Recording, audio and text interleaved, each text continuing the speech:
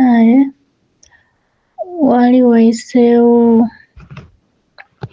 wayitawo kandabe ndowooza myezi ng'ebiri. Wayitawo myezi ng'ebiri n'aŋŋamba nti mukama we amugobye ku mulimu. Ne mubuuza akugobedde ki? N'aŋŋamba ati tewali, ati agamba simanyi mubba ssente ne ngula engoye biki, naye ate ndowooza ssente ze yagulanga engoye aguze essimu akoze ki, ndowooza yali atandise okukyusa ku bulamu kuba nali muwa ssente ennungi. Nakola ki? Bwe mukama we oba yawulirawo oba yali alowooza amubba kwe kumugoba.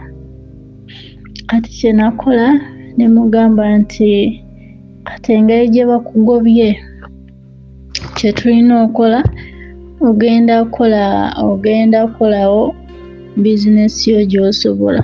N'agamba tekirina buzibu. Ne mugamba nti kati ekyokola ngenda kukuweerezanga ssente ogule ebintu obiterekenga waka. Sinakindi osobola atandika otundira ewaka, osobola atandika okukolera ewaka nga bwe tulinda omwezi ogujja. Agamba okay. Kati ne tukola ki? N'atwala kale buli kye nayogeranga yali akikola, nga bwe ŋŋamba nti kola kino ng'akikola. Teyali muntu mubi. N'akola nga bwe namugamba, ne tufuna ssente, n'enkola ki? Ne tupangisa, n'apangisa enju, n'ateekamu buli kimu, n'atandika okola. Ne mugamba nti kati gwe boosi, kuba wali eri we yakoleranga, n'amanyanga ssente ze yali akola buli wiiki ze yali ng'asasula boosi we. Kati ne mugamba nti buli wiiki olina kunsasulanga ssente bwe ziti. Bwe zikulema buli lunaku nsindikiranga ssente bwe ziti nziterekenga, kuba yali tamanyi kutereka ssente. Akkiriza bulungi n'agamba tekirina buzibu. N'agamba ati naye ngenda kuwanga buli lunaku. Ngamba sikirinaako buzibu. Ati yatandikanga okunteerangako nusu mutwalo buli lunaku ku ssimu. Yakikola kumala mwezi nga gumu. Ndowooza yagezaako mwezi nga gumu. Kati emyezi egyaddako n'aŋŋamba sikyakola bulungi, siraba bakasitoma, naye nga yagenda okyogera nga ne ku online tatera kubeerako. Ŋŋamba nti ate obuzibu ki? Ng'akyuse agamba bwe siri ku online mba sirina data, sikyalina kasitoma, biki. Mugamba ngamba tekirina buzibu, mbitegeera. N'aŋŋamba ati kati ekyokola ngenda kuwanga nusu kasanvu buli lunaku. Ngamba sikirinaako buzibu. Era n'ansindikanga kasanvu ezo okumala wiiki. Wiiki eyaddako teyampa. N'aŋŋamba naye nga tetunyumya buli lunaku nga bwe twalinga. Omanyi omuntu aba atandise okukola ekintu kye ng'akwatamu ssente oba tolina ky'omugamba. N'aŋŋamba ennaku zino yo oli ku ki? Gamba tewali biki. Kati bwe yalabanga bwe namukazanga ennyo ng'olaggyako esimu ng'abeera offline, ng'ajja kubeera offline okumalanga nnaku 4 nga taliiko lwakomyewo, lwakubuuzaako, lwakugamba simanyi nakola bino nga yeekwasa ebitaliimu. Kati lwali olwo yadda ku online n'ansindikira message n'esimuddamu, n'akuba essimu n'emuggyako, n'ansindikira message n'esimuddamu, naye ng'ebyo byonna mbikola ki? Nga njagala mukema. In fact oba ekyo ekirowoozo kyajja kitya? Nga njagala mukema ndabe. kati nalemezaamu ne mukwata. Bwe namukwata ne mugamba nti lwaki oba omalako emirembe tolina mukazi? Ne sesaawo n'agamba ate mukazi ki? Olwo just ndi kumukema. Neegaana nze sirinaako mukazi yenna. Ne mugamba nti oba onjagala mbuulira amazima, oba olinayo ekintu kyona kyona eyo ky'okola oba kyewakola nga sikimanyiiko.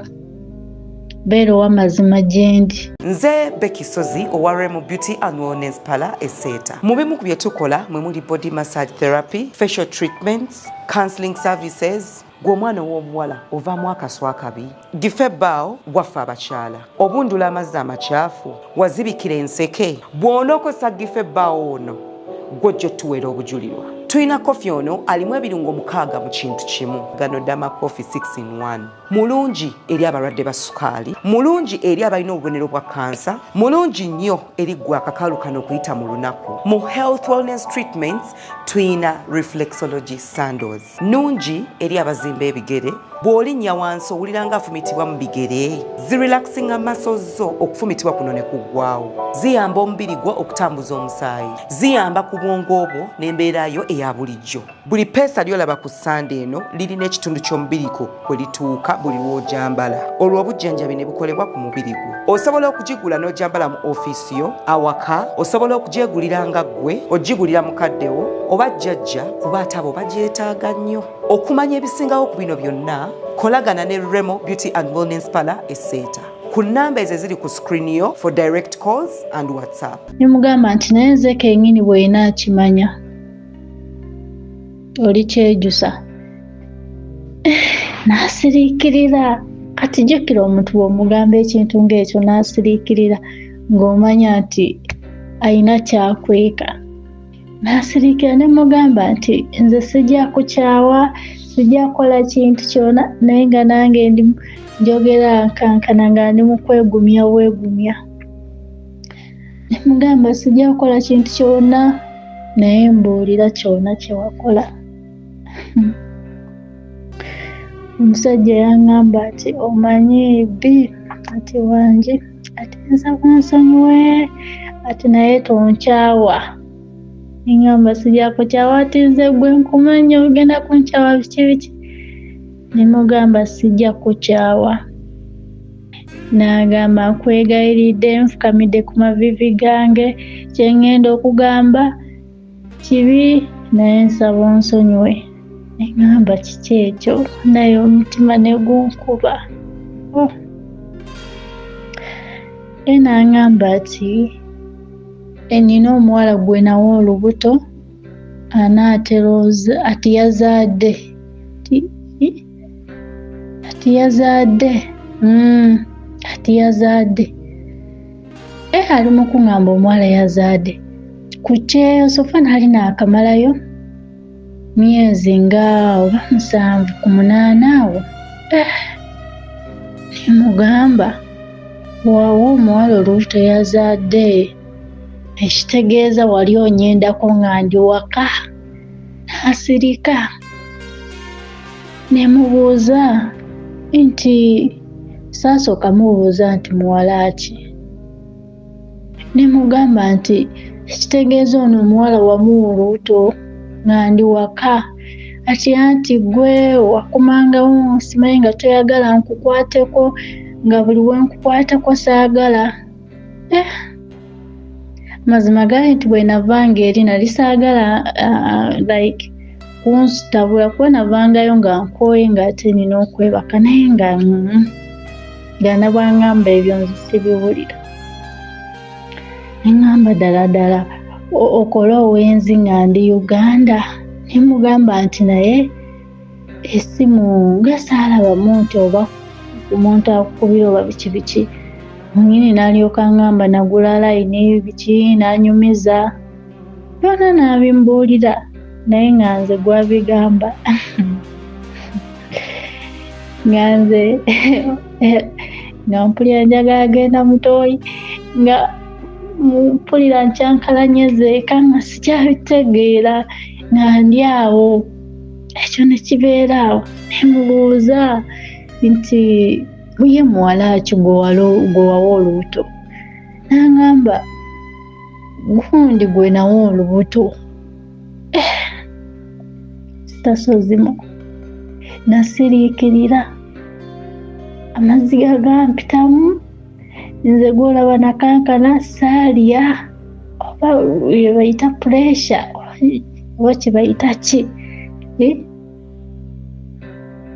mugamba nti ddamu muwala ki ng'omuwala gwe yawa olubuto neiba wange kati natera ng'osisinkana sisita w'oyo omuwala ono egi yali akolera naye nga bwe ŋŋendayo nga sisita w'oyo omuwala nga kayina engeri gyantunuulamu bubi neŋŋamba oba onantunuulira nti lwaki oba ntunuula bubi era ye kennyini namugambanga nti ye ng'onandaba bubi bwe nzija wano nagamba munaaye nange simanyi nga kumbe sisita we yali yamutumanga ewa okumuwanga obuyambi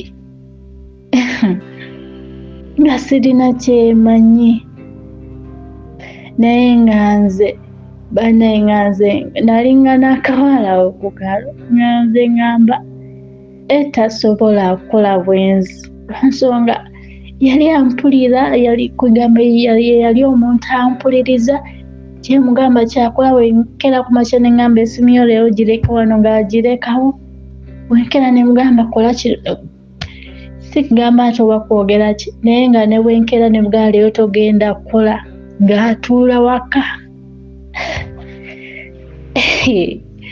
awo bwe natiira abasajja mu nsi eno kati nga ngamba nti omuwala gundi neiba wange kale at least singa yangambako nti oba maybe wa kukaalo kalala nga si kukaalo ako nandigambye at least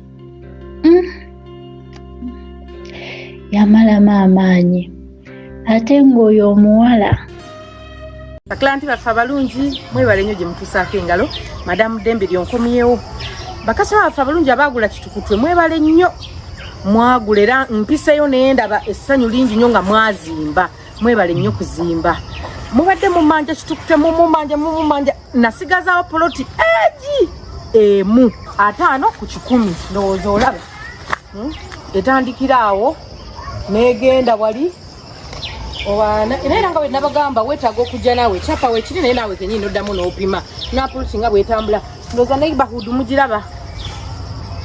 neighborhood mugiraba bannammwe bonna bazimbye ne poloti yenyininyini weetandikira neibone kino ekikomera naye azimbyemu kalinaaye so kitukutwe nkomyewo nasigazawo poloti emu yokka otambuza bigere okuva ku kkubo oluviramu wali waba olinnye takisi oviramu wali ku kkubo balagene neighborhood poloti weetandika gwe bayawula naye saagala byate tewali bantu ate so it's a walkable distance okuva ku main n'okutuuka wano 5 ku 10 yokka yeeriwo nasigazaawo poloti emu yokka duka misinde ezimba apartment bweyagala ozimba apartment agala ennyumba y'okusulamu yes ate ng'oyo omuwala ayita nti ki kwegamba kangambe nti maama w'oyo omuwala muganda wa oli omusajja gwe nali njagala okufumbirwa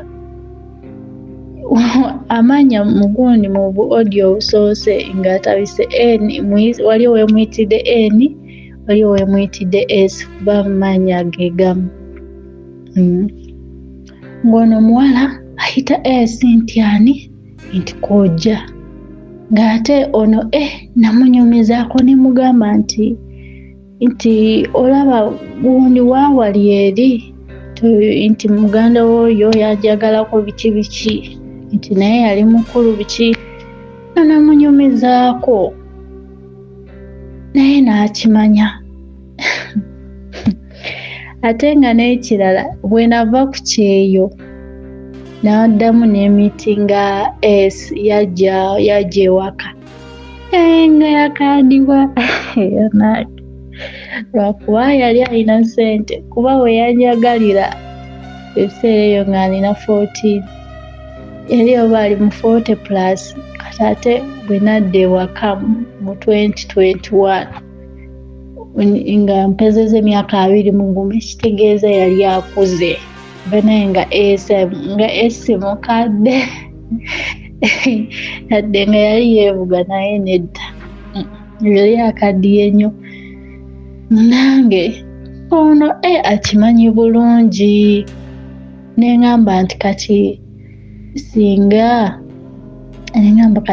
singa naddamu okwegatta ne esi ono okwagala esi titwanditabuse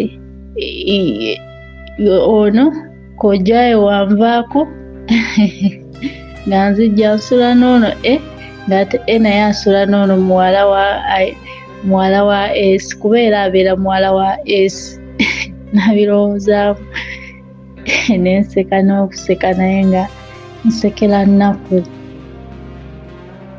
kati nembalabalamu ekyokumusonywanga olwedde kukyala answaziza ffenna twali ba ku kyalo kyekimu oyo omuwala yali wa jjajjaawe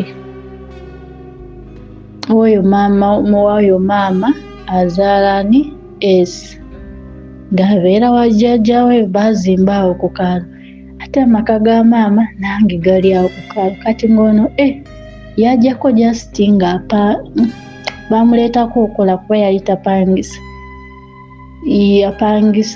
yapangisa olw'okuba nze yakimugamba we yangamba ati nenze esente yali agenda agulamu engoye simanyi neesuuka weebityo kitegeera ekyo kyandibadde awo naye ne balyoka batundulira vanilla mu nju yadde nga yali agisasula naye nange nali ngisasula mu kwegamba mu bintu byange kuba omwo mu nju yali tayinaamu kintu kye yadde n'engoye ziri ezaali enkadde twazisuulayo kuba nafuna sente nemugulira ngoye byonna nembirowooza neŋŋamba abasajja ku nsi kuno nga baswaza ekyo nga kiri awo ono wemba mbazizaayo emabega ono omuwala gwe yayagala naye oyo naye yali wa ku kaalo okwo nga taata we yazimba ku kaalo lwakuba bamaani batunda oyo omuwala we anti eyabba enamba mu simu yabbamu enamba mu simu yange oyo omwana naye yali wa ku kaalo ate ekyo agamawulire abantu baagamanya ne bagamba bannange naye ngaakuswaziiza olwedde mubeera mu maka ga maama wo naye nayagala omuwala wali eri ku kaalo akuba ate oli omuwala ye yagaana omuzaalira yafunanga embuto ze ng'azijjamu kitegeera ng'azijjamu naye era singa naye yali nti kumuzaalira singa naye yandi muzaddemu okwo ku kaalo amawulire ne gabeera okwo n'enswala ne bibeerawo ebityo kati ate maze ne kumpi mwaka kaŋŋambe mwaka twamala mwaka oba n'emyezi ate najja yayagala naye nekwegamba naye nakola ekintu kyekimu kye yakola naye nayagala awo ku kyalo namuzaalamu n'omwana kuba ono ngamba nange yampaako okwo ku mbuto yampa olubuto olwasooka ng'onoonya fanicha ow'omulembe eyeesigika ate ng'agulikako omusanga ku Aisha Furniture Mart ebbanda twogera ku ntebe dining tables ebitanda center tables sideboards shoe racks fanicha w'omumafumbiro na buli fanicha yenna gwe wali olowoozezaako ekibajje ky'ekirooto kyo osobola okukisasula mu cash n'okitwala oba okusasula ku kibanja mpola okutuusa lw'okimalayo ng'oteekateeka omukolo gw'okwanjula ng'oyagala otwale fanicha akuweesa ekitiibwa tandika kati olugendo lwo ng'okolagana ne Aisha Furniture Mart ebbanda olina fanicha wo gw'oyagala okuddaabiriza tumukolako wamma ekibajje kyo ne kidda bujja okumanya ebisingawo basanga ebbanda opposite n'ekipande kya Nabisusa Girls oba yogera ne mama Aisha Najjemba ku noti 7 noti 5 6 94 noti 3 essimu noti 7 noti 5 6 94 noti 3 Aisha Furniture Mart ebbanda. Yampa olubuto olwasooka nga nkola ki olwo olubuto nali ngenda zaala naye nabalabalamu nga mbeera mbi mesitasozimu nga mbeera mbi ngamba ekisooka nina abaana 2 balamba banemeredde kati ate nzaala biki nze kenyini neebuulirira ng'omuntu ne mugamba olubuto ndirugyamu asoboka agaana n'anyiigamu kuba yali talina mwana yadde ngamba nedda kandugyemu tusooke tuyiye ku mbeera ekyukemu tulyoke tuzaale n'agamba tekirina buzibu kati mu process y'okujja ku kyeyo ate nenziramu nenfuna olubuto olulwe n'angamba nti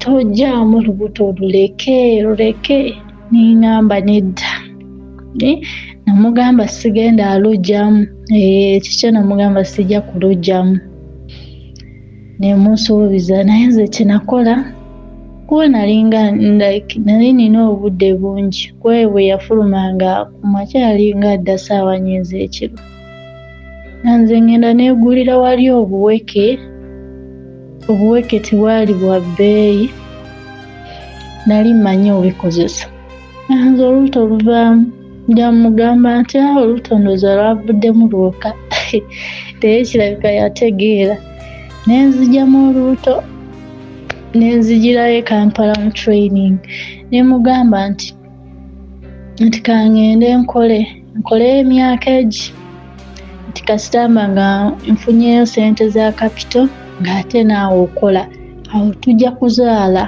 nangamba kale kwe kujja bweru kumbe munaye ndowooza yafuna amuzaalira kati olwo ku kyalo enswadde naye nga amawulire gagenda okuzuuka nti yazaala mwoyo biki beeyagala ng'olwadde ndi eno ku kyeyo nyiiga tubaawo ndowooza we nakoma okumuwa esente naye era nagenda okumuwa esente nga kati yeekozesa nga yeekozesa tumugamba nti akadde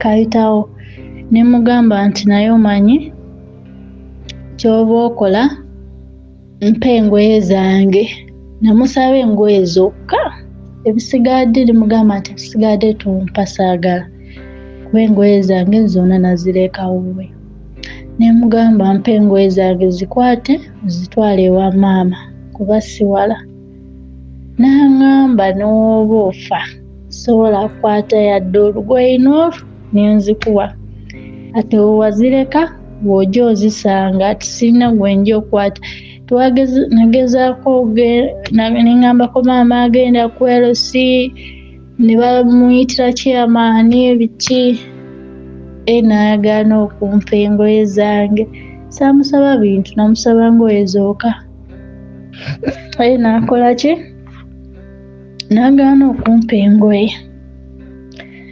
kati oyo nensooka mwensonyiwamu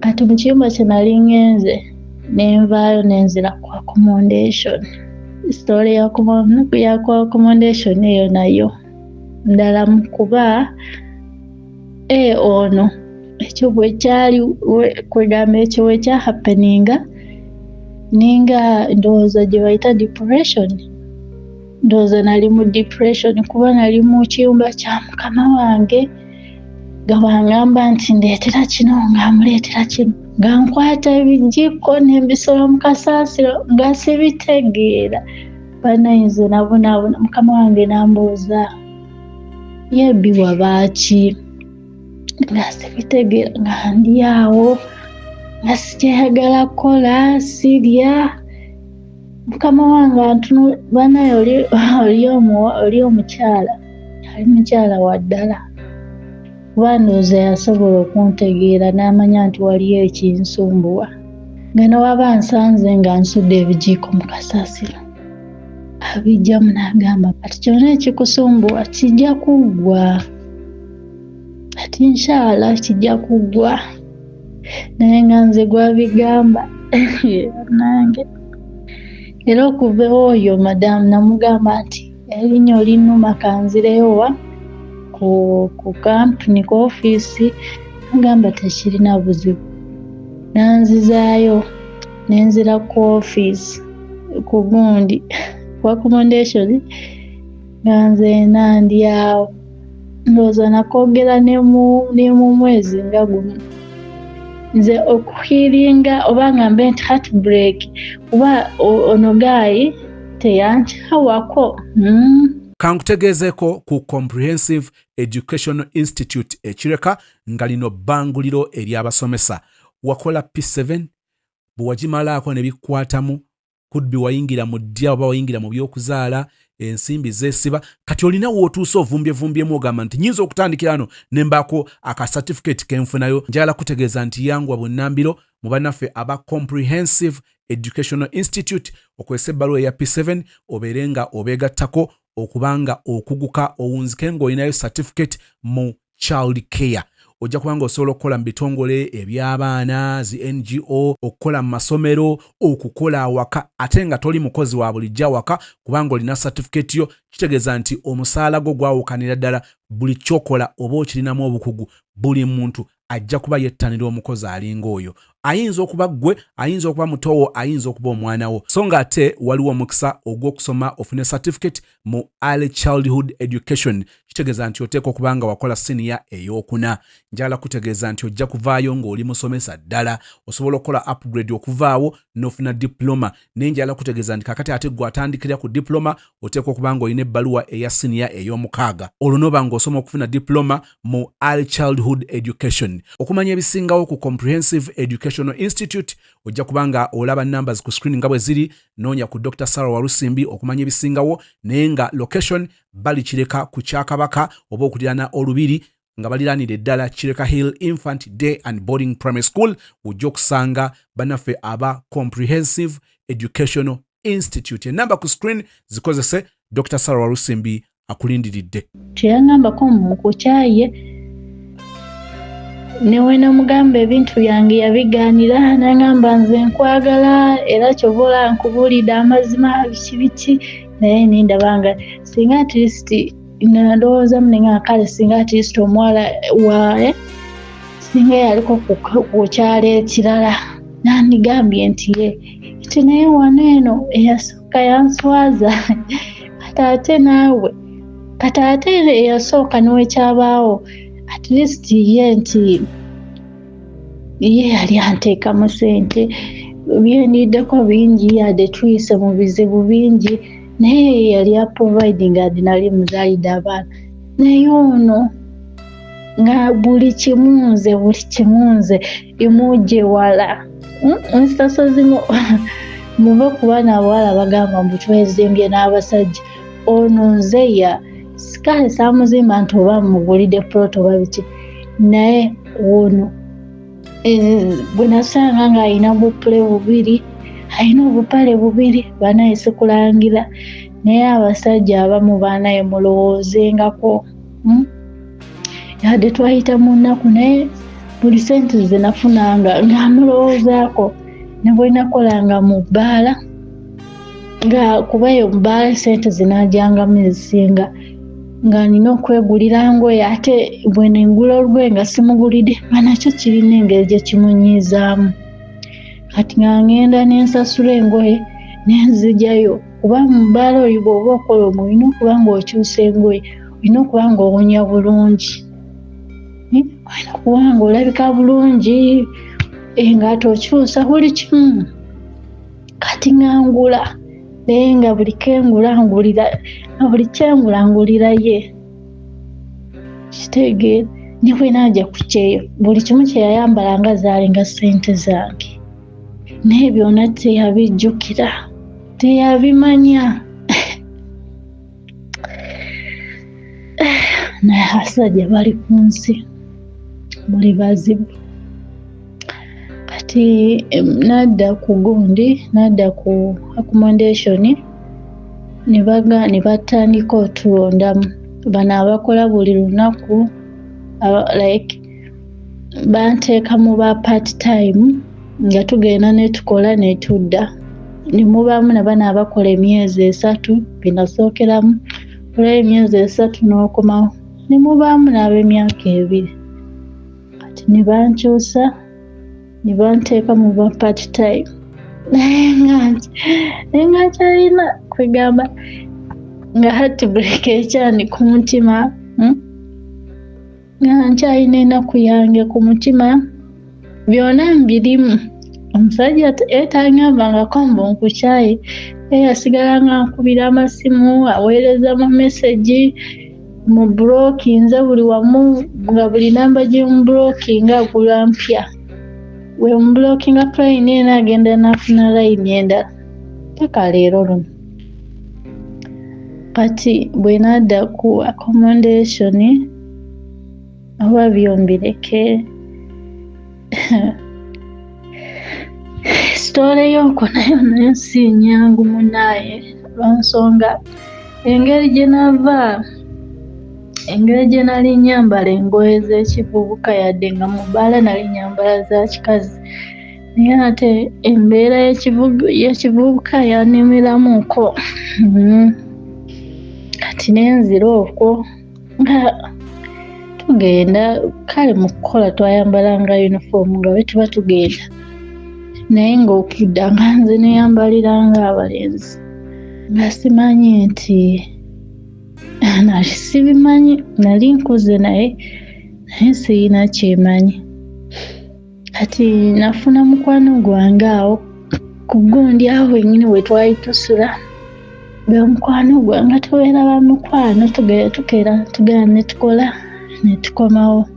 Nga oyo muwala ife abaana ba part time abakeera ne tugenda ne tukola ne tukomawo tebatugata like tebatuteeka wamu n'abaana abagenda myezi emyaka tukwegamba tubeera separate nabo kuba ffe kati ngaffe batuwa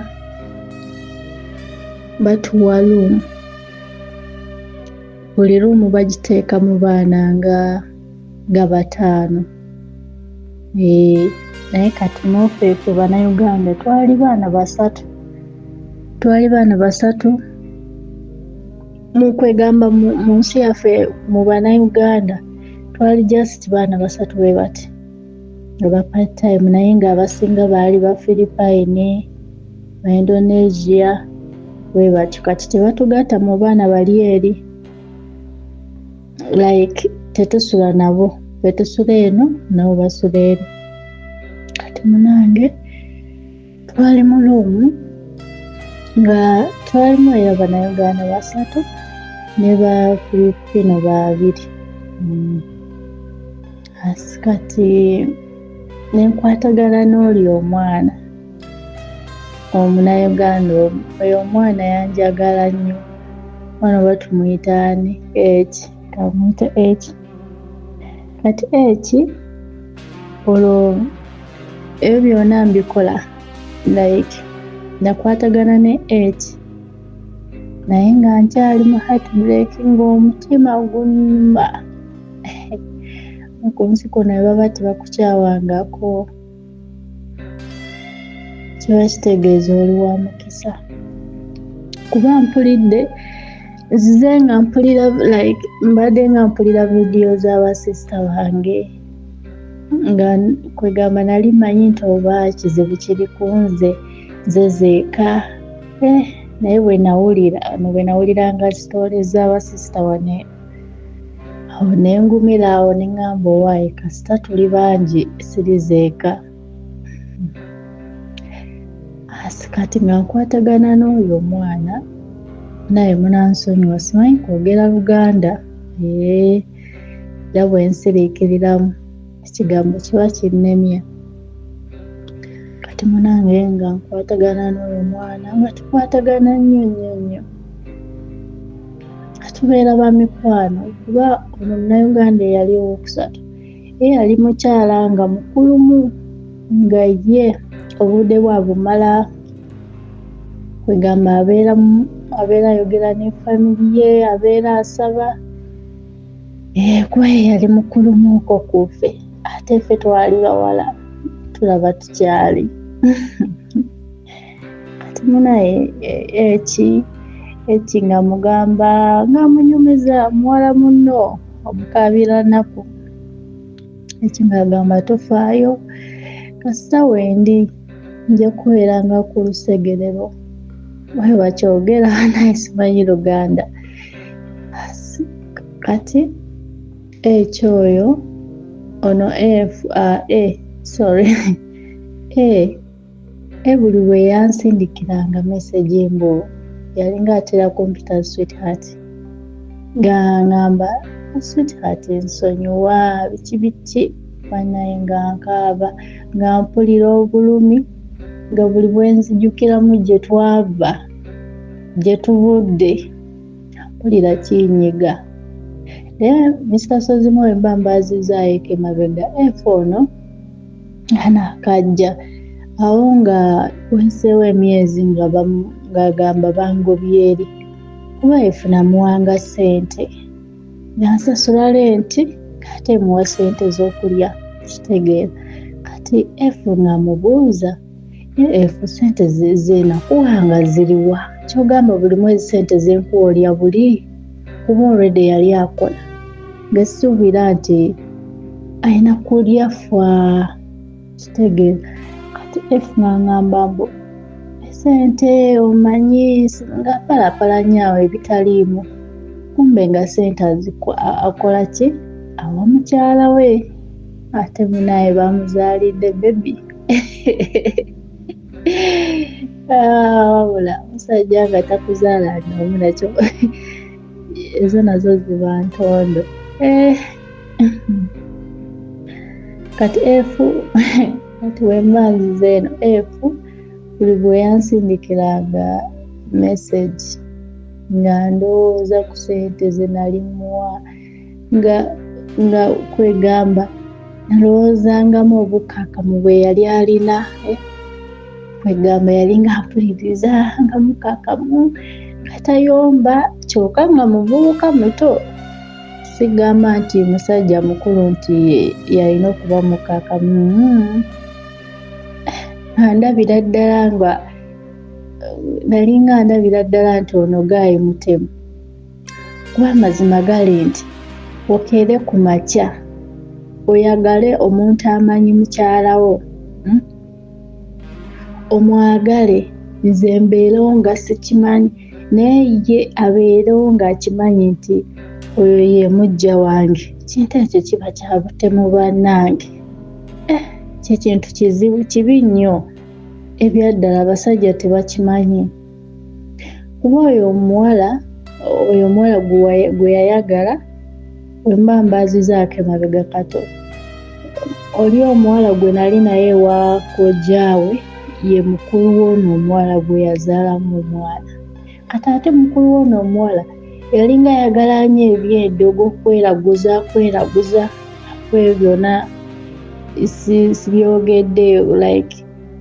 sibyogeddeeko nabibuuse. Naye nga mukulu we yalinga ayagala nnyo okweraguza, simanyi ologo ono booti, simanyi ne bakwagala, simanyi biki. Kati bwe yaŋŋamba nti gundi gwe njagala ng'ate mutobooli, kintu ekyo kyamalamu amaanyi, kyankuba wala banaye, kyankuba wala.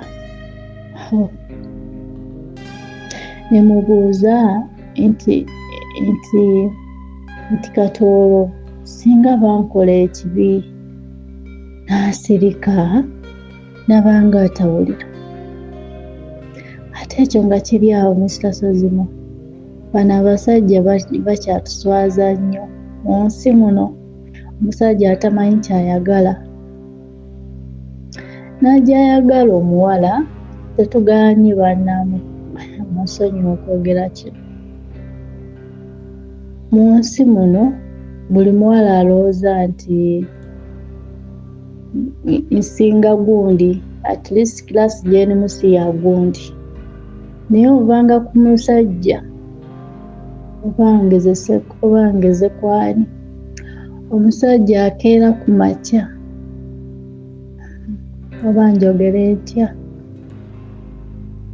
ng'olabira ddala nti era nze kale ono muvubuka kale kanjogere bwenti ono muvubuka ku kyeyandagako nze siriddamu kunyuma mukazi yeena mu nsi eno oba mulema oba afaanana atya oba alinnya wansi oba akola ki siriddamu kunyuma mukazi yeena lwa nsonga wali eri ku kaalo Mr. Sozimo nali neematira nali nkyewulira tulaba nti mu bwavu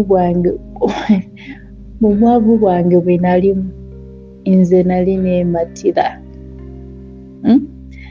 nali mbuuza abantu kyo sijja kugamba nti nali sibuuza nga nkubuuza gyebali naye okwewa nti tunyumye ebyo nali sibikola ate nasiibanga nnyo mu nju nga bwenfuluma kugenda atambulako nga ngenda wa maama awo nga ebyomugeto byaggwa kubanga byaggwa obanga tebinaba kubeera ne mugeto ekyantwalangayo nnyo kwe kulya enjala eyantwalangayo nga ndaba zino 12 ezo yali andekera nga ndaba tezirina kye zisobola kunkolera nga nkola ki mugeto ekyantwalangayo kulya ate nga bwe ngenda ne nkwata ekifo eyo mugeto ne ntuula bwenti kasita ntuula bwenti siddamu nti ate nzungire mu kasonda kano ate nzunga eri ate ndeekaane no okwogera kwalingawo naye nga kitegeera kati nze ku kyalo kiri nali nemmanyi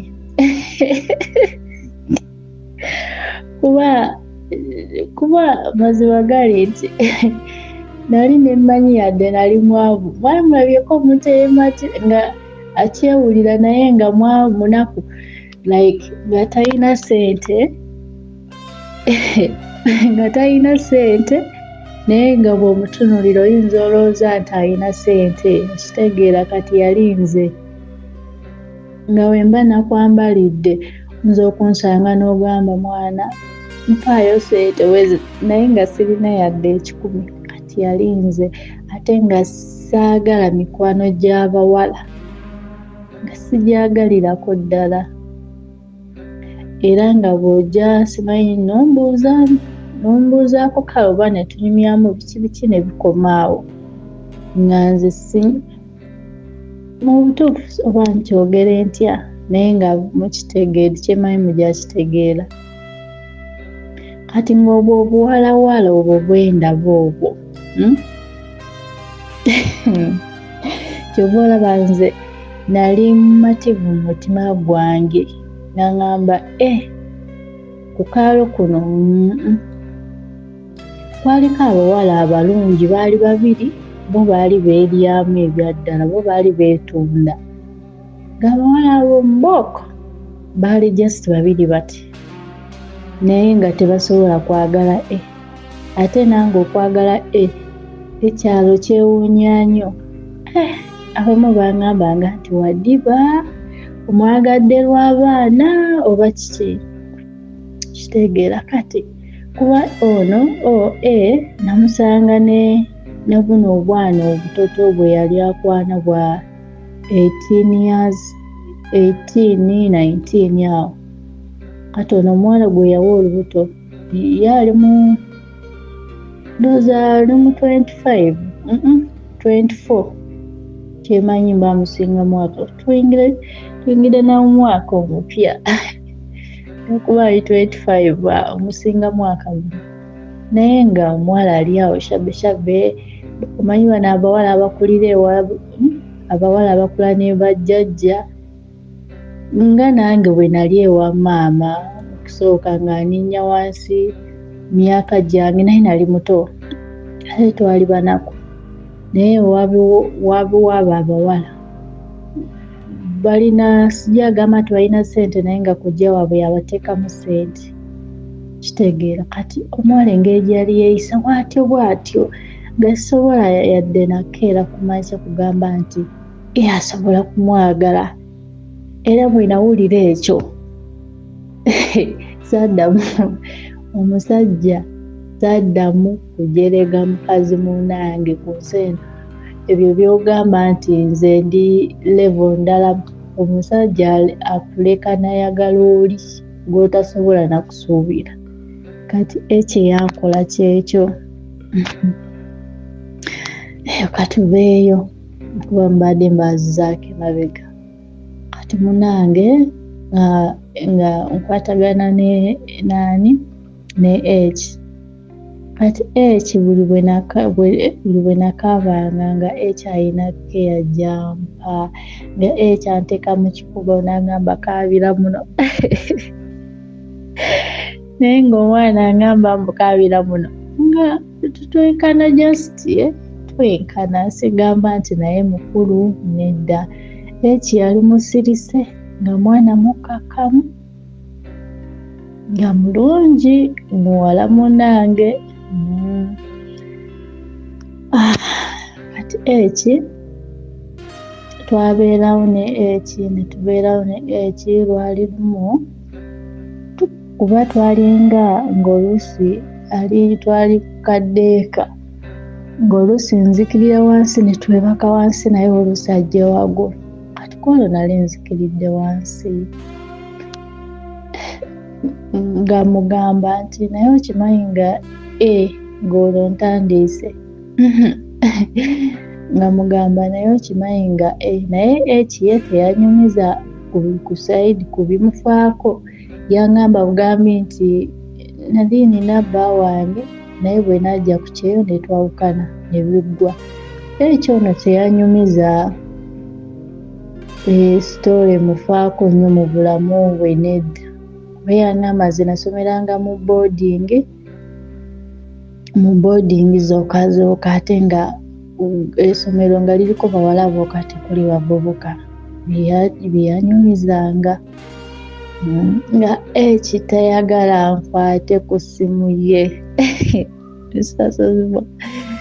Oyo okuba ekyaliwo nga ku kasito okukwata ku ssimu yagikugyako nga tekyaliwo, olaba nti kyaliwo mwenyini ekyali takyagala.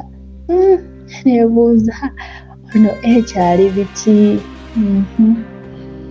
Kati lwali lumu nzikirira kuba ku butanda obwo bwe twakubanga nga twenyiga ku katanda neeno buddeeka bw'omu masomero nga twenyiga ku katanda n'oyo eki nga twebaka kuba munaye yali mukwano gwange gwe nali nfunye ategeera.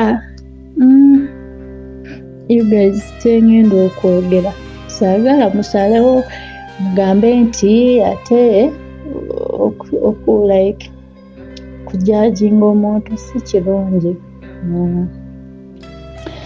Kati eki nga nzikirira mugamba naye manyi eki nti olonga kuba yalinga mpereza meseji buli lunaku ng'atakoosa ng'akuba amasimu nansobera. Kati nga nzikirira nga mugamba omanyi nga nkyayogera nga n'erinnya sinna terinaggwayo.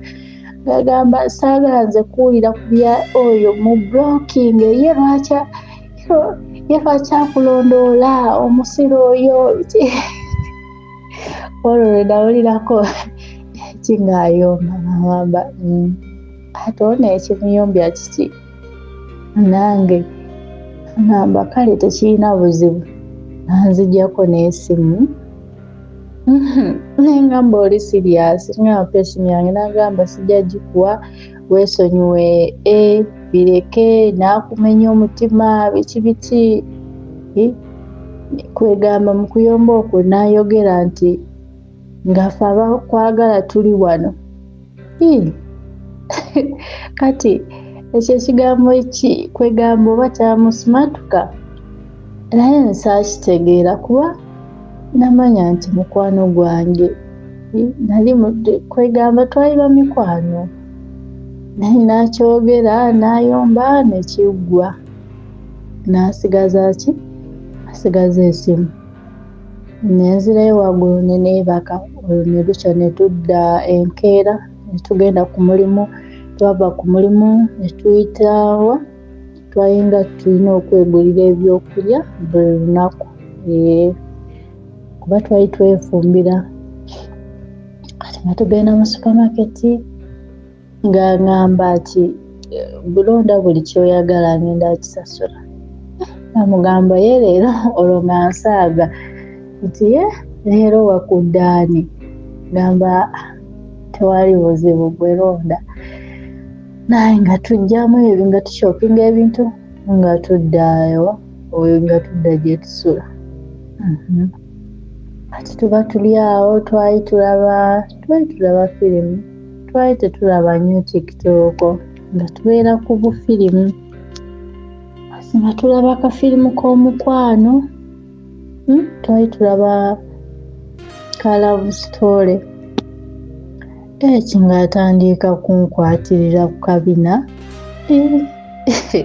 Ngamba ate gwe olubadde nga mukwano gwo emikwano gyo gikwatirira ku kabina. N'agamba ati omanyi bbi ati bbi olina ebbi na mwana gwe. Tibeeramu naawe manyi twogera. Nga akwata omukono nga kwegamba twali twebase bwe tuti nga wekwebaka olubuto n'oluteeka wansi bwoti nga mwina mutwebase bwe tuti. Nayisa omukono naguyisa ku mugongo gwange waggulu najja nankwata ku bbeere. Nengamba gwe nga nze ebintu mbitwala easy kuba nali simanyi nti mu nsi muno mulimu abawala nti omuwala asobola okwagala muwala munne. Nga sibimanyi ebwe najja ku kyeyo olwasooka nali sirina kyemanyi kuba Uganda nze naye sibeera nnyo ku smartphone nti mbeere ku simu ku TikTok nedda. Nga sirina kyemanyi ndi mubisi.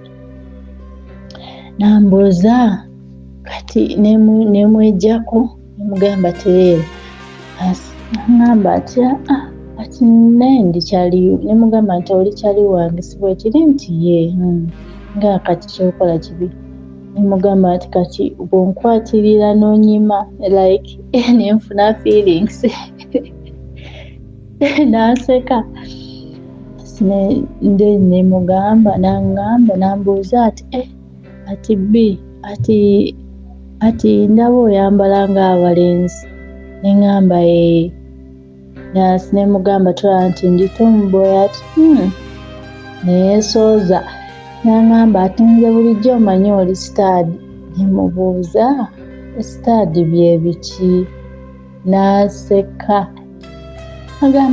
Nagamba ati lekeraawo okwewunza kuba mazima gali nti kanjogereko kino. Abantu abasinga oba bamanyi oba weewunza naye ekintu oba tokimanyi. Kati oba yali alowooza mbimanyi naye si ndi kwewunza. Nagamba ati nedda ati sitaadi. Kati n'atandika okuwe she started to explain to me ati basitaadi bali bantu bwe bati bakola bwe bati. Nengamba ebyo nabyo gye biri mu nsi muno. Ngamba nga kibi. Nakyo olwo nalwo ne luggwa. Kati wayitawo ennaku nga lwali olwo nanzikirira wansi. Jjukira ono okumanya yali museegu nga nze simanyi nti museegu kozi nze nalabanga kyali wange omukakamu omusirise naye nga takukkiriza akwata ku ssimu ye.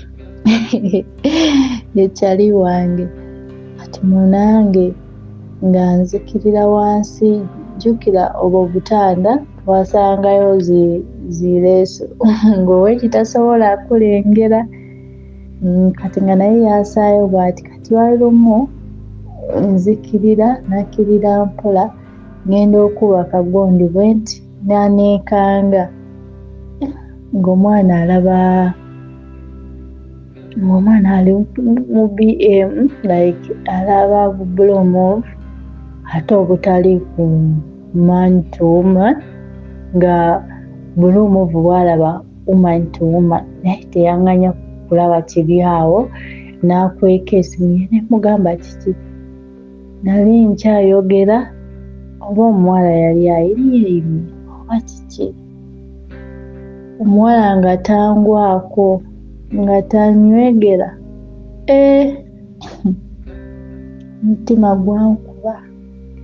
omutima gwankuba neŋŋamba nti byokola obimanyi naŋŋamba omanyi bulijjo nze nkwagala onyambalira bulungi naye nti okugamba nemugamba nti kiki kyoli kyenyini ati nze kyendi kyekyo nemubuuza nti kati gwe kati like natuula ku buliri because already like nange kale nanze omuntu already nange yali atandise okunkyaya abasajja yali atandise kwegamba nali nakyawa abasajja engeri etaategeerekeka naye temugamba nti oba ndi biki naye omuntu avaayo okwogera kiba kitegeeza yatereera kuba nze Mr. Solimo sitandise muwuliriza kati no natandika mu 2022 nali mpuliriza Mr. Solimo nawe nali e Uganda kati munange nga nkola ki nga tutuula nga mwejjako ngatandika kunyumiza ati nze ebintu ebyo nabitandikira ku masomero ate nno ng'anyumya primary ati mu boarding schools nze nasomeranga mu boarding schools ati nange banjigirizira eyo ate era nze sobola kwagala musajja yeena era nze bwe nkulaba nga simanyi onyumiza ebya mpulira obusungu nange kyokka nga nze nga byali okwogera mulabanga omulalu namulabanga omuntu atategeera ati nga ngamba naye omanyi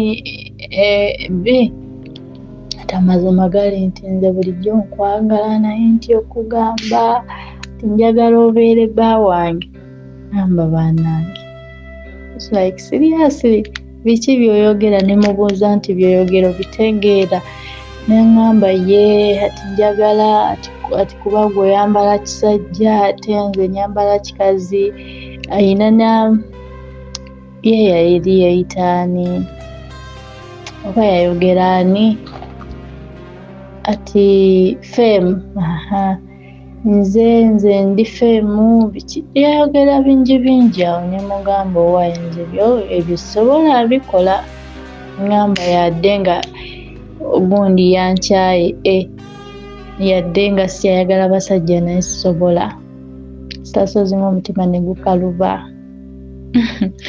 nagamba ati kale it's okay ati naye oba onyiiza ensonyiwa munange ati gwe kyali wange saagala okole ki saagala onyingire neŋŋamba kiri fine n'abaana ndaga nti akivuddeko ati wayitawo olunaku nga 2 nenzijja nze yateranga okujja ku katanda ka wansi kuba aka waggulu tikali tekanyuma nnyo kiri awo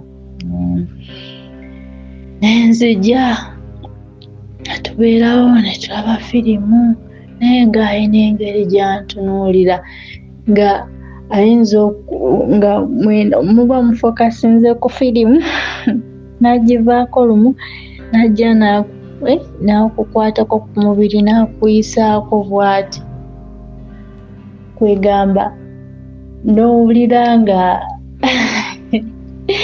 sitasozemu mu nsonyi bwe bannange naye nja kyogera lwa nsonga natereera munange kati ono omwana yatandika obutabalwisaayo.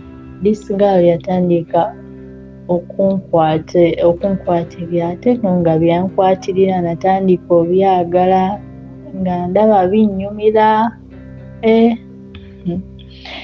Jjukira omuntu obeera awo nze by then nali simanyi nti omuntu oba asobola okwemanzisa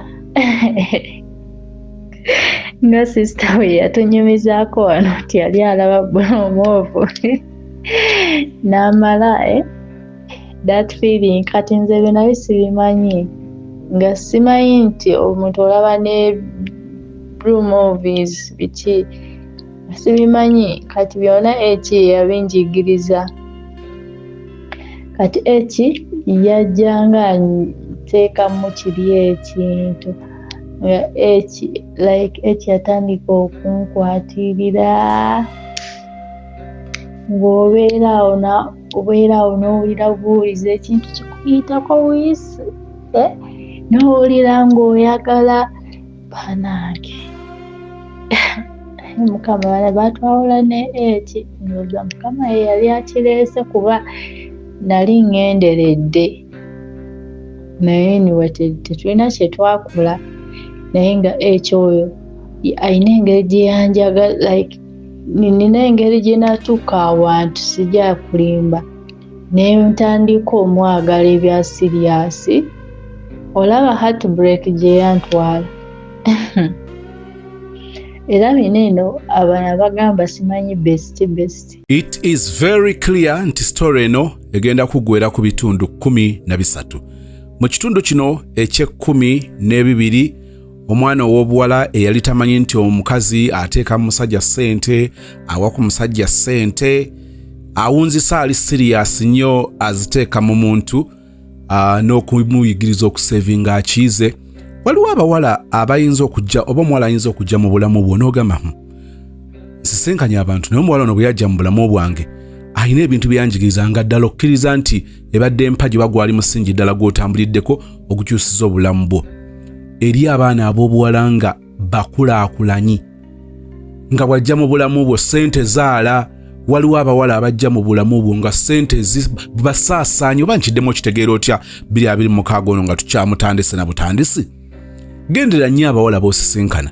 Waliwo omuwala ajja mu bulamu bwo ng'okuva lwayingidde mu bulamu bwo paka lwakusiibudde mu bugenderevu mu butali bugenderevu mu kumanya oba mu butamanya wallahi ng'obadde ng'osaasaanya busaasaanya nga tewali kugattako okuggyako n'ekitono kyasanzeewo okukisaasaanya. Obagendereranga simanyi oba nali ntuta omutawaana okubuulira obubonero bw'abawala abasaasaanya.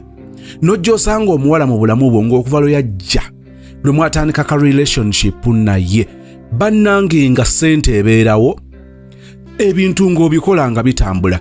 Ekibuuzo mukisa ono ayaza ssente wa mukisa oli omusaasaanya wa kisiraani oba oli awo nja kutwala mutawaana olunaku lumu twogere ku nsonga ezo n'abalenzi basobola okujja mu bulamu bwo ng'okujja okuva lwazze gy'oli ebintu byongera kutambula butambuzi oyimba ngenda maaso wallahi ng'ebirungi mu maaso obirengerako ne waba wajja nga waakukufiiriza. Njagala okigenderere era kebera mu mulenzi wolabe okola yajja mu bulamu bwo bitambula oba byesiba. Ndigenda okwogera ku kino kati ng'ofunye ekifaananyi kituufu eky'omulenzi oba omuwala oyo gw'oteetera naye. Simanyi ngeri gye wamatizamu mulenzi ono oba kumutiisatiisa oba wagula kikonfidence gye n'alaba ng'okugamba amazima kijja mukolera naye kiruma omuntu okuba nga akuliplacinze n'omuntu ate oba oli awo ow'okumpi. Nga bw'ojja okusanga omukazi ng'agamba nti ekinnumye omusajja ono okwagala mukwano gwange. Ekinnumye omusajja n'agenda aganza neiba. Simanyi oba wali olowoozezza ku buzito bw'ekintu kino. Omusajja ayinza oba nga abikoze byonna naye n'ogamba bannange byonna yandibikoze. Omusajja ono anjooza ekimala like seriously ku bitundu byonna of all people n'agenda aganza neiba n'otunuulira musajja wo ng'akatiibwa konna kaayika wallahi nga tokyamubala mu magezi. Bibeerayo oli n'agamba nti kakati ky'ogamba nti it was okay ono abanno shit musajja okugera n'aganza eri n'ataganza mikwano gyo n'atatambulira maybe mu relative bo naye n'agenda yeebunayira kakati ndowooza oli waagambira nti kyali nnumye nesobola kigeraagerana kino kubanga n'emikisa gy'okubanga bali nyinza obutabategeera weegiri kakati nze nyinza okukusonyiwa mu bulamu buno bw'okubanga obadde oganzizza neiba naye kakati bakazi bannange banantunuuliranga batya nga nkyali mu area y'emu eyo nga okuweebuuka okwo okuswala okwo nga kyekisinga okumutuulamu n'awulira wallahi ng'afa kati oli ayinza olowooza nti ono waliwo by'ogamba nti biruma waliwo ekintu nga mukwano gwo bw'aba yakikukoze ng'akikuluma ate ekintu kyekimu bwe kiba kikutuusiddwako omugwira muyite stranger waliwo ekintu ekiyinza okukuluma nga mukwano gwo yakikukoze naye nga kikuluma nnyo nga muganda wo yakikukoze waliwo ekintu ekyali badde ng'oba oliawo tekikuluma nnyo nga muganda wo yakikoze naye ne kikuluma nnyo nga boyfriend wo bbaawo mukazi wo musajja wo yakikoze munnange bibeera bituufu ng'oli agamba nti yandibadde omulala n'ataba ggwe okusinziira ku bwesige bw'aba akulinamu okwagala kw'aba akwagala ekifaananyi kyakulinako oba ekyo ky'omulaga nti ky'oli n'awunzika nga yeewuunya okubanga ggwe abadde ng'amuliira mu ndanga ekigenge so kikwetaagisa okufumiitirizaamu ennyo era oli agamba waliwo abantu mu bulamu bwe ng'agamba nti nze nja kukola buli kintu wansi w'enjuba naye nze sisobola kwagala musajja ng'omusajja oyo nkimanyi bawa chali wange awo gye bali ng'oli bw'agamba nti nze siganziza ku mulimu nze siganziza ku ssomero ku kampasi no kale n'ebyo oba oliawo biyambako okukuuma mikwano gyaffe okukuuma abantu baffe waliwo ekintu ekigulumbye nnyo abantu omuntu olina aganibwa ne kakatisozi bano abakazi nabo batuleke oli akutwalidde omusajja ng'otandika okugamba nti kantuutu kino kantaddeko waliwo olumu lwekitukonfusing nga omukazi ne bw'oba omutaddeko Miss Uganda Miss Universe Miss Tourism Miss Kawempe Miss w'obulenzi Miss Lyantonde Miss Mbalantunga byonna nga bw'oyinza obyogera omukazi ng'asigala agamba zijja zindye maame ow'abengabi n'alyoka ndeetako akantu ako ekyo gye kiri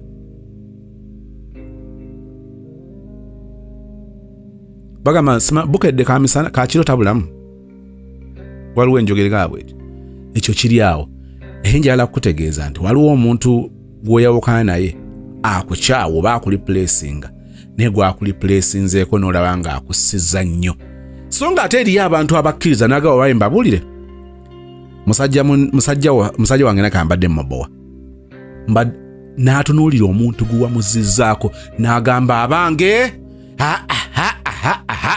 oba oliawo ne bwe nandibadde nze munnange gye kiri mu balya mmere abamu oba oliawo nagambye nti eriyo ekika ky'abantu abamu nga yenna gw'omulipulesinzeeko yenna gw'omuzizzaako abambwa yeye muntu biri bisoddoko buli bumpoowooko buli buyiringu abo gye bali ne wabeerayo abakazi nga DJ Rita agamba sozi mwannyinaze bulaadi gyankubulire nkaba amaziga omusajja yankubyeko ekibaati naye mbabuulire omusajja yalonze akantu nti kati maama nyabo tolaba nti ndi mukazi nasirise oli omwana ow'obuwala mulungi kati n'olyoka omukolako research n'ozuula n'ojja n'alipoota namutayiika ekkiriza nti omusajja wo yavudde mu kubonaabona yagenze mu lubu lw'abeesiimi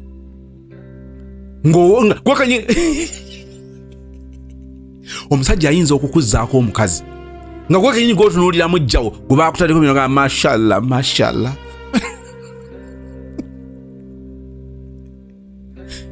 gye kiri ne wabeerayo omuntu nga ekikulumye yensi okutegeera nti ono gwe baakuzizzaako nga babanga bagamba nekitereeza omusajja oba yatalina mulamwa omuntu alina omulamwa agenda atya n'omuwala oyo ne batukaga nti bano ono omuwala gwe tulowooza nti mukwano gwaffe gwe tulowooza nti alimu omulamwa why would she end up dating such a guy bulaadi waffe ekyamwagaza omuwala oli okitegeera n'olwekyo tusinziira wano nga tusaba nti bannaffe bwe mbanga mutuzzaako mutuweemu kukatiibwa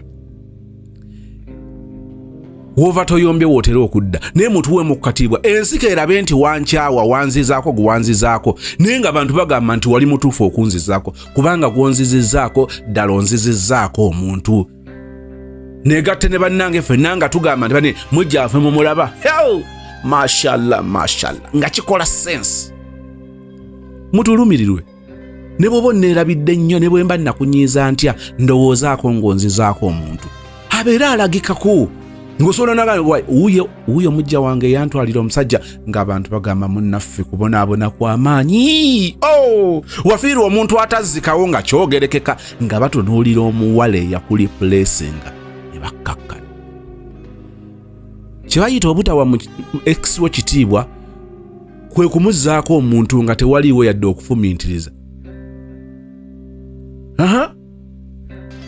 njagala kukivaako ekyo tugende kukiddako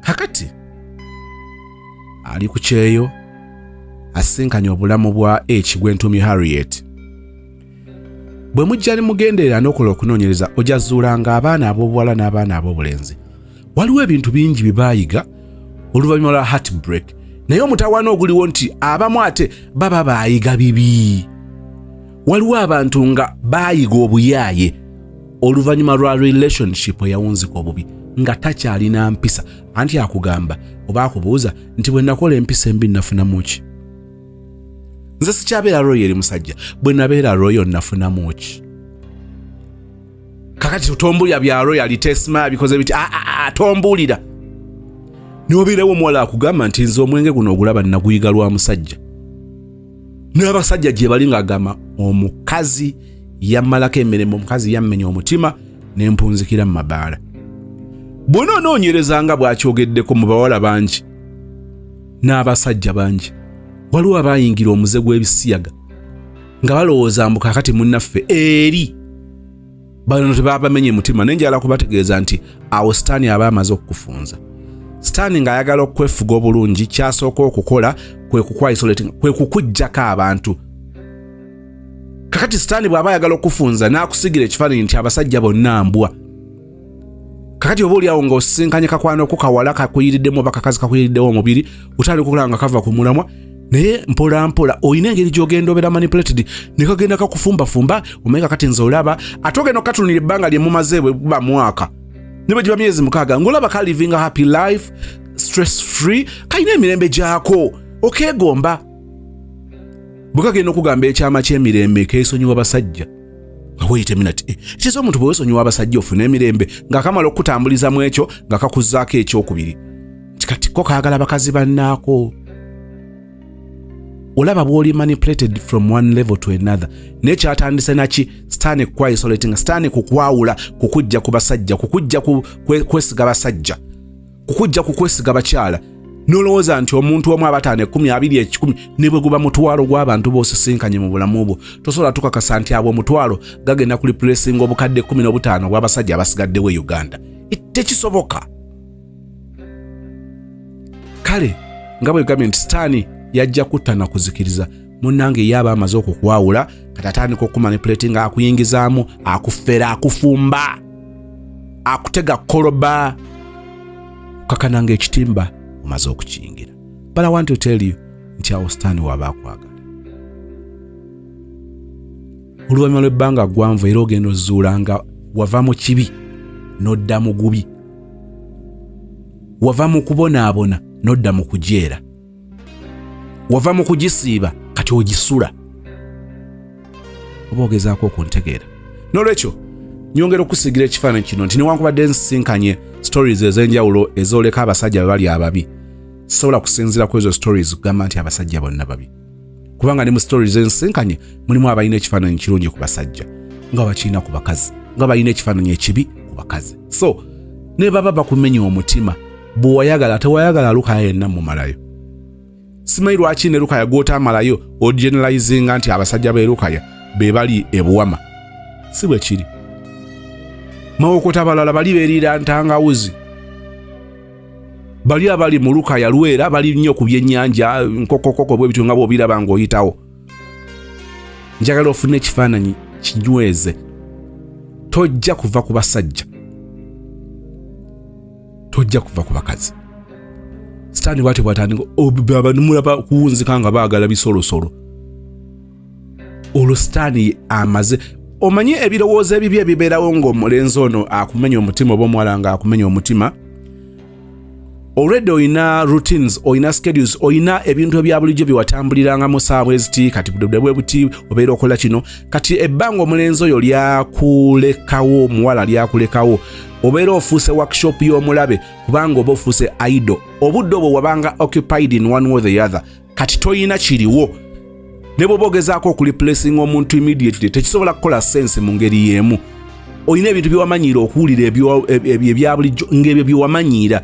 Okulaba ebifo ebintu byewakolanga ebyo wasigala oba wabimanyiira, so kitwala ebbanga ogetting used n'obulamu obupya ng'oli omuntu amaze okuvaako. Kati ebiseera ebisinga omwenge, okugenda nga weebaka na buli kiramu olw'okulwanyisa kiri, Sitaani aba amaze okuwamba ng'akufudde workshop ye. So ogenderanga nnyo bw'obanga okola move n'omanya nti ekintu ekyo si kyangu nga bw'oyinza okukirowooza. There is something, yes.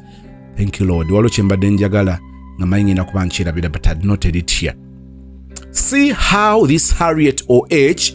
bwe ya confusing a sister waffe omulungi mu ngeri ya dressing code olutomboyi olwo. Kati ye bwe yeraba ngu naalina kubeera husband we. Njagala kusinziira ano nkubuulire, oyinza okulwanagana ne community oba society. Balimba bagamba nze ndi kino, ziyinza okuba enviiri. Ekika ky'enviiri z'okola nga zikuleetera abantu okuyita omuyaaye, okuyita malaaya. Ziyinza okuba ng'enjala. Kati gwe okujjako ng'olina bidi egamba nti nkola bye njagala, I don't care about what people think of me, tukwagaliza birungi byereere. Naye ebiseera ebisinga nandyagadde nnyo omuntu n'abeera nga ye kennyini kyali n'abantu era kye balaba. I think it makes sense that way. Naye abantu okuyita omuyaaye nga toli muyaaye, tokibuusa maaso, baako by'oyaaya n'okutegeera. Lwaki nze atali muyaaye abantu bandabanga omuyaaye? Why would you have a dress code egenda okuyisa omuyaaye nga ate si kye kifaananyi kyoyagala okusiiga? Bw'oba oyagala kutusiiga kifaananyi kyakuba tomboy kube nanga obawuna ng'ekyo kyoyagala tulabe, that is okay. Naye ate already ocompromisinga, ate abantu bareactinga ku ngeri gye weeyisizaamu, ate oli uncomfortable.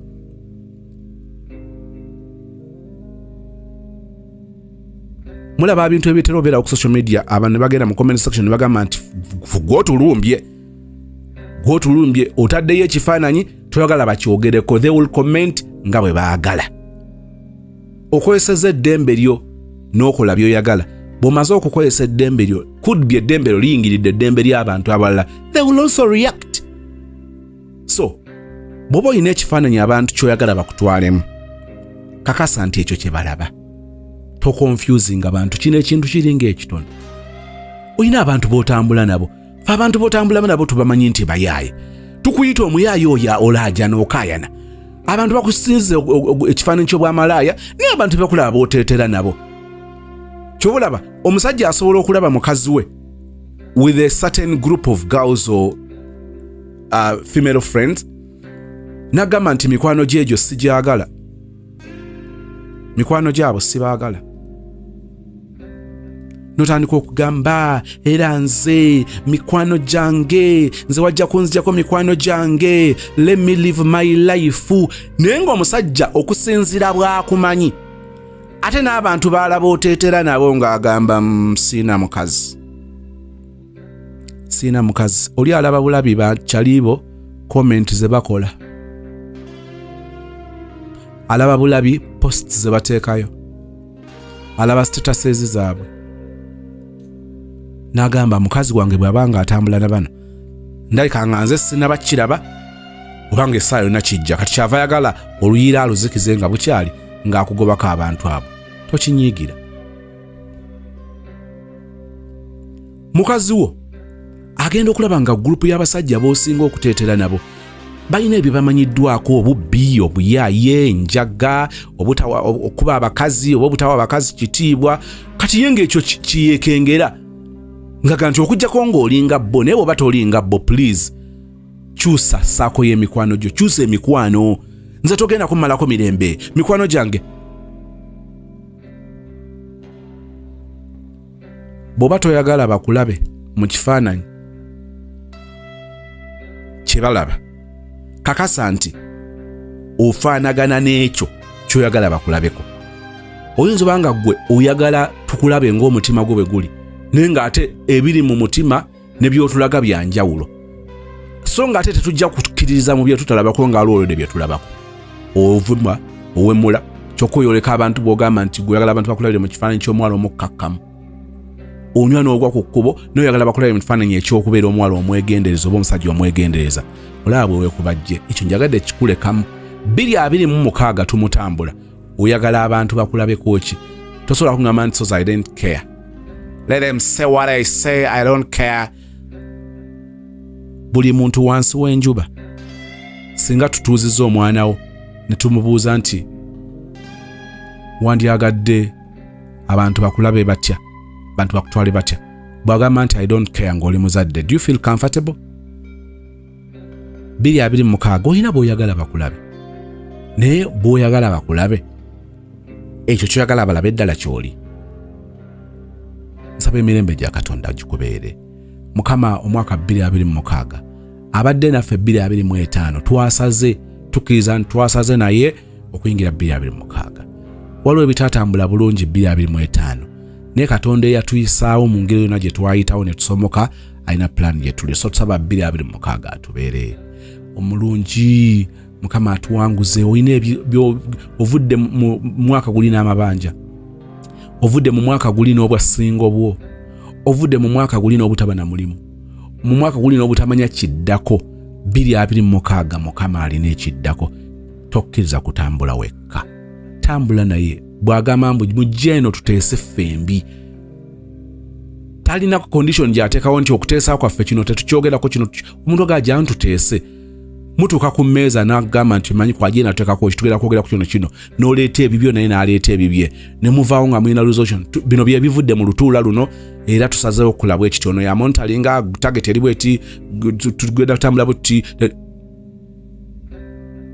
Nsaba Mukama atuwa omukisa 2026. Thank you so much for watching. Kankutegezeeko ku Comprehensive Educational Institute ekireka nga lino bbanguliro ery'abasomesa. Wakola P7 bw'wagimalaako ne bikwatamu, could be wayingira mu ddya oba wayingira mu by'okuzaala, ensimbi zeesiba, kati olina w'otuuse ovumbyevumbye ogamba nti nyinza okutandikira ano ne mbaako aka certificate ke nfunayo. Njagala kutegeeza nti yangwa bunnambiro mu bannaffe aba Comprehensive Educational Institute okwesa ebbaluwa eya P7 obeere nga obeegattako okubanga okuguka owunzike ng'olinayo certificate mu child care. Ojja kubanga osobola okukola mu bitongole eby'abaana, zi NGO, okukola mu masomero, okukola awaka, ate nga toli mukozi wa bulijjo awaka kubanga olina certificate yo. Kitegeeza nti omusaala gwo gwawukanira ddala buli kyokola oba okirinamu obukugu. Buli muntu ajja kuba yettanira omukozi alinga oyo. Ayinza okuba ggwe, ayinza okuba mutowo, ayinza okuba omwana wo. So nga ate waliwo omukisa ogw'okusoma ofune certificate mu early childhood education. Kitegeeza nti oteeka okuba nga wakola senior ey'okuna. Njagala kutegeeza nti ojja kuvaayo ng'oli musomesa ddala. Osobola okukola upgrade okuvaawo n'ofuna diploma. Naye njagala kutegeeza nti kakati ate gwe atandikira ku diploma oteeka okuba nga olina ebbaluwa eya senior ey'omukaaga. Olwo n'oba ng'osoma okufuna diploma mu early childhood education. Okumanya ebisingawo ku Comprehensive Educational Institute ojja kubanga olaba numbers ku screen nga bwe ziri. Noonya ku Dr. Sarah Walusimbi okumanya ebisingawo, naye nga location bali Kireka ku Kyakabaka oba okuliraana olubiri nga baliraanira eddala Kireka Hill Infant Day and Boarding Primary School. Ojja okusanga bannaffe aba Comprehensive Educational Institute. Enamba ku screen zikozese. Dr. Sarah Walusimbi akulindiridde.